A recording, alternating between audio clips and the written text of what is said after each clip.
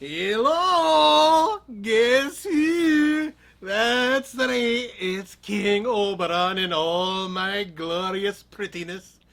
Hey, this is my good side. This is also my good side.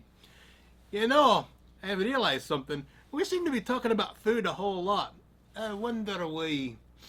Oh, that's because I like food and it's delicious. So today, we're going to be talking about porridge. What do you mean you don't know what porridge is? It's like oatmeal. Right, there you go. Oatmeal. With toast. And cinnamon. Oh, and sugar in it too. Oh, and maple syrup. Oh. Right, and then we should get on with the story then before I start drooling. Or the Queen's sister shows up and eats it all. Either way, let's tell the story today of Gourdilocks and the three bears. Can you count them? One bear, two bears, three bears. There's not four bears, so don't ask. There's only three. So, came to pass, there was three bears that lived in the forest. There was a daddy bear, and a mama bear, and a baby bear. Oh, he was a wee little cute thing he was, with a fuzzy little tail, little ears. Oh, you'd like him. He was very nice too. And he had good manners. So, there they were, and Mama Bear had just finished making a sweet pot of stew porridge, and she had filled it out onto the table. And Baby Bear, he went to take a sip of his porridge, and he goes, "Oh, this porridge is too hot." And the Mama Bear, she took a bite of her porridge. "Oh, it's too hot." And the Daddy Bear, "Oh, this porridge is too hot. We should go for a walk in the woods." That's what bears do in the woods, you know. They walk in the woods. And sometimes, if they find a good tree, they scratch their backs on it. Because you need a good scratching tree, I can tell you that. You got an itch when you can't reach it, and it gets right in that spot. Anyway, so they decided to go for a walk. And they were walking, and they were walking, as bears do. They stopped by the stream, and then they decided to go look at their favorite scratching tree. And while they were doing this, along came a little blonde-haired girl.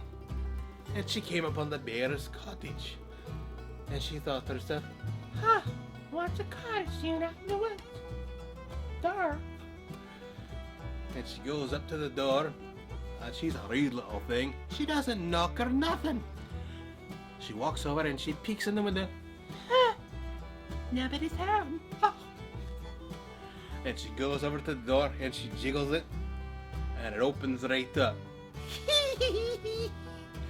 And she goes inside. Ooh, porridge. Huh. And she sits down at the littlest chair, and she takes a small bowl of porridge and she takes a bite out of it. This porridge is too hot.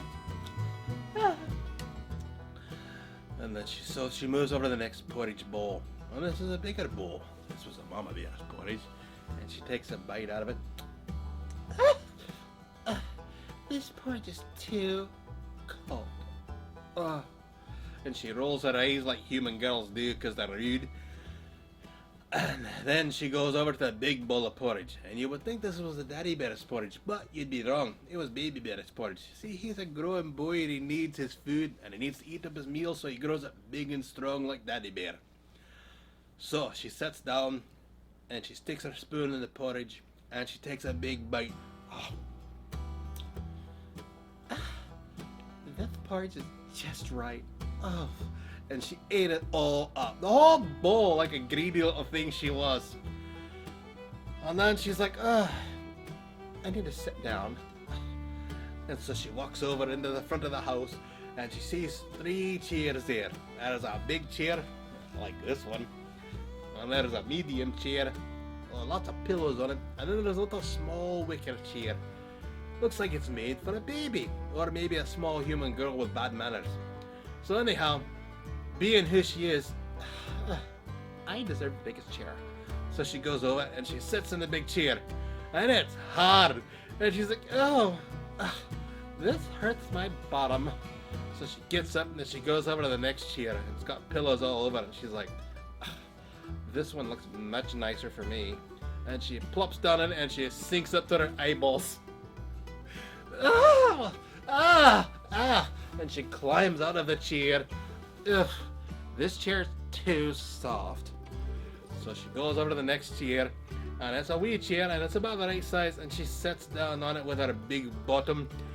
And next thing you know, crash! The chair crashes to the ground because she ate so much porridge she was fat and mean and nasty.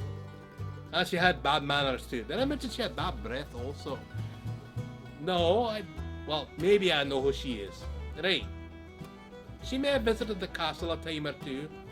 Anyhow, next she decides, this is boring. I'm gonna take a nap. I deserve to sleep after the hard day I've had. And she crays a little bit to herself because that's what she does. And next she goes and she finds the bedroom. And there's a giant bed with antlers and wood and carvings of bears on it. And then there's a medium-sized bed. Got big soft pillows on it and lots of blankets. And then there's a wee bed. Nothing special, mind you, but it's small, looks about the right size. But Gourdilocks, being how she is, looks at the big bed.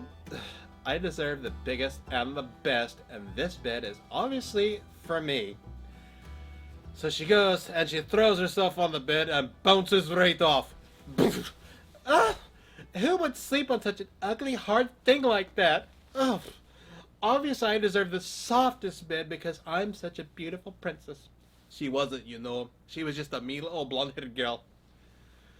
So she goes over and she jumps on the big soft bed. And guess what happened? Oh, that's right. She has sunk up to her eyeballs in it. And she had to climb her way out. And this was much harder because of the giant bed. And there she is. Oh, this is so hard. So finally she crawls out of the bed. It's like quicksand. Who even lives here? Whatever. I'm going to sleep on the bed anyway. And so she goes over to the little bed. And she throws herself on it, and she sinks in just a little bit. I suppose this bed'll do.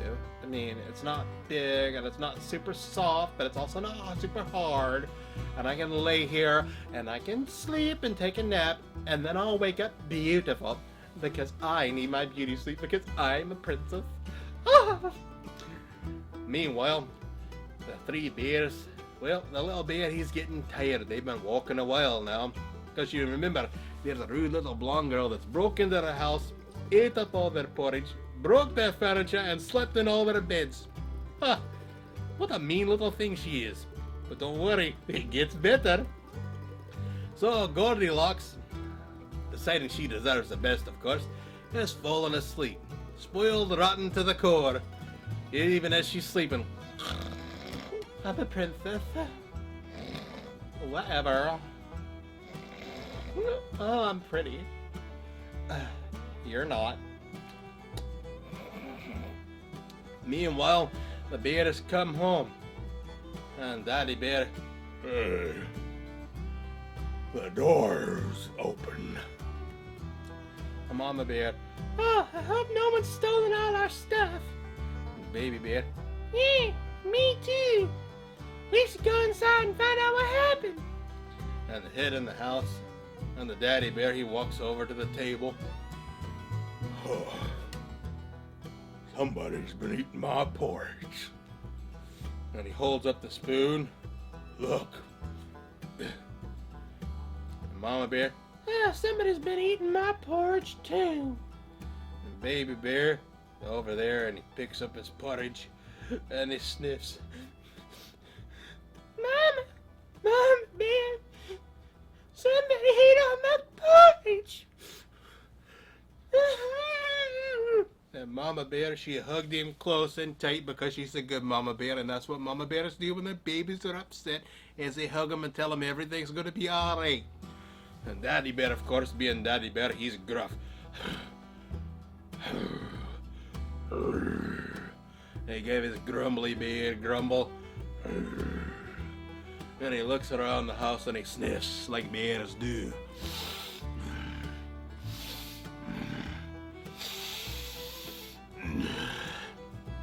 They went this way. And he heads into the living room. Somebody's been sitting in my chair. Mama Bear, she comes in there along with Baby Bear, who she's still holding close because he's still upset over his porridge. Someone's been sitting in my chair. There's a big dent in it. Baby Bear, he's already upset. He looks over at his chair and he sees it broken on the ground. Mama! Mama, somebody's out of my chair and they broke it! And he cries because he's very upset. At this point, Daddy Bear, he's very angry. Nobody breaks my baby's stuff and eats his porridge. We're gonna find him and we're gonna take this to King Oberon. You can believe that. And he sniffs.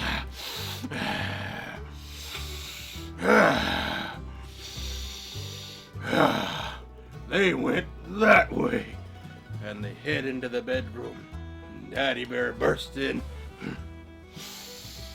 Somebody's been sleeping in my bed. Mama Bear. Somebody's been sleeping in my bed. They made a mess of it. Baby Bear. Mama! Mama! Somebody's been sleeping in my bed and they're still there!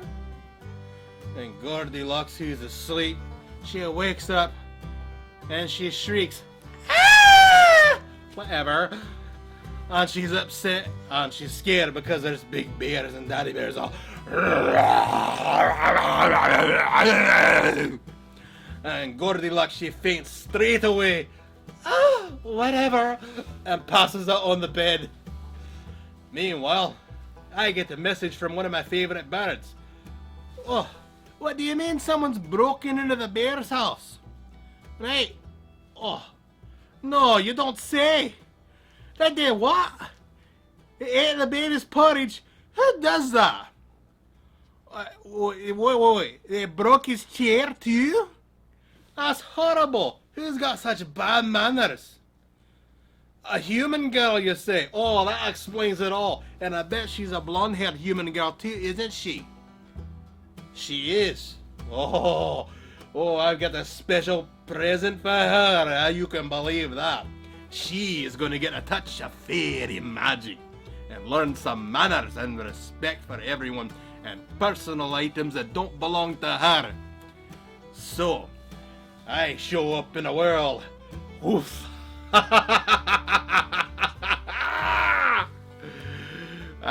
And there's blinging and blonging all over the place, and the fairy dust settling, and Daddy Bear.